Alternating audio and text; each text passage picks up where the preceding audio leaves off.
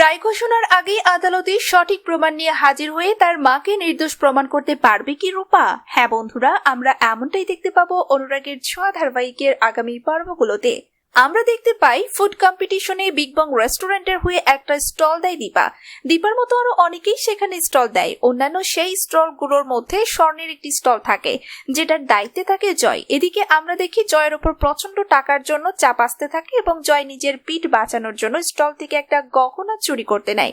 ঠিক তখনই মিশকা সেখানে এসে হাজির হয় এবং মিশকার ভয়ে নিজেকে বাঁচানোর জন্য মিশকার কথা মতো দীপার ব্যাগের মধ্যে সেই স্বর্ণটা ঢুকিয়ে দেয়। আর সেই স্বর্ণ চুরির অপরাধে দীপাকে পুলিশ অ্যারেস্ট করে নিয়ে যায়। আর এদিকে দীপা অ্যারেস্ট হওয়ার নিউজটি টেলিভিশনে লাইভ টেলিকাস্ট হতে থাকে। সেখান থেকে রূপা শুনতে পায় ফুড কম্পিটিশনে বিগ বং রেস্টুরেন্টের প্রতিনিধি পুলিশের কাছে ধরা পড়েছে।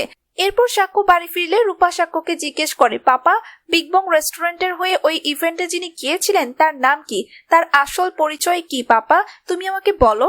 তখন সাক্ষ্য রূপাকে বলে ওনার নাম দীপা সেনগুপ্ত। ওনার আরো একটা পরিচয় হচ্ছে উনি অলির মা ডক্টর সূর্য সেনগুপ্তের স্ত্রী। এ কথা শুনে চমকে যায় জয়ী মনে মনে ভাবে যে তার মা এখনো বেঁচে আছে। তখন সে চিন্তা করে মা কিভাবে অ্যারেস্ট হলো আর মাকে কিভাবে ফাঁসালো। সে আরো ভাবে কিভাবে তার মাকে সে নির্দোষ প্রমাণ করবে, তাকে যে তার মাকে নির্দোষ প্রমাণ করতেই হবে। অপরদিকে জয়ী বুঝতে পারে ওই ইভেন্টের অবশ্যই কোনো সিসিটিভি রেকর্ড বা কোনো ফুটেজ রয়েছে, যেটা চেক করলেই আসল কালপিটকে ধরা যাবে। এরপর আমরা দেখতে পাবো রূপা তার মাকে নির্দোষ প্রমাণ করার জন্য সাক্ষ্যকে নিয়ে সেই ইভেন্টে চলে যায় সিসিটিভি ফুটেজ চেক করার জন্য, যেন রূপা তার মায়ের রায় ঘোষণার আগেই সঠিক প্রমাণ নিয়ে আদালতে হাজির হতে পারে।